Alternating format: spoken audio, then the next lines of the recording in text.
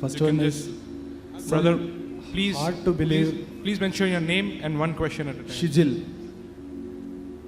There are some hard to believe instances in any scriptures. For instance, in Quran, like birds dropping stones in a battlefield on the enemy's context like that, which is hard to believe. That's my first question. There's a question, there's certain thing mentioned in the Quran like birds dropping stones, talking about Surah Fil, chapter number 105. There are many things. For example, Quran says about Shaqqal Qamar, Prophet Muhammad Sallallahu Alaihi Wasallam split the moon into two, Musa Alayhi Salam split the sea into two. These are difficult things, yes. These are known as miracles. Miracles are those things which a human mind cannot conceive how it happened. For us human being, to make the moon into two is not possible. For us human being to split the sea into two and have a pathway is not possible. So these are known as miracles, which only God can do, you and I cannot do. So it's difficult for us to conceive. The only way for us to testify is to go back into time.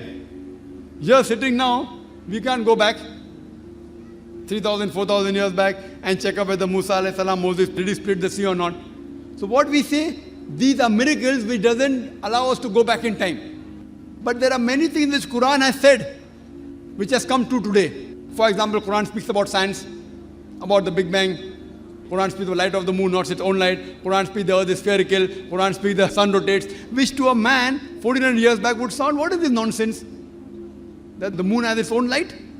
That the earth is spherical? All these things about the Big Bang. But today after science has advanced, we have come to know it's a fact. But to know what happened in the past, we can't go back in time. So what my logic says, whatever the Quran has mentioned, certain things we can check up now. Certain things we can't check up. We can't go back in time. So that goes in the ambiguous slot. So what things we can check up today?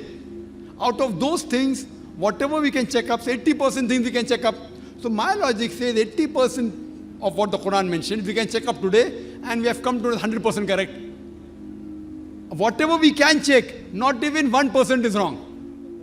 Most of the contexts are historic, I think so. Yes, that's what I'm telling you, brother. Historic. For you to say that thing didn't happen, you can only prove by going back in time. If the Quran says Prophet Moses split the sea, you can't prove that he didn't split. Neither can you prove he split. But we can't go back in time. Can we go back 3,000, 4,000 years back? Can we go? We can't. So what we say logically, this may have happened, may not have happened. May have happened, may not have happened. The birds may have dropped stone, may not have dropped stone. Correct? What we say, this is ambiguous. If we talk about the nuclear bomb, 1,000 years back, would they have believed? Would they have believed? They would have said this is nonsense, right or wrong. But today you and I believe or not? Because science is advanced. Similarly, there's nuclear bomb, there's atom bomb. So birds dropping stones, what's the problem? It is so easy. Nuclear bomb is more difficult. So here we realize we cannot go back in time. So what my logic says, whatever we can testify today, whatever we can analyze today, out of that, 100% has been proved to be correct. 20% we can't analyze, we cannot go back. We can't go in future. We cannot prove scientifically whether there's heaven or hell.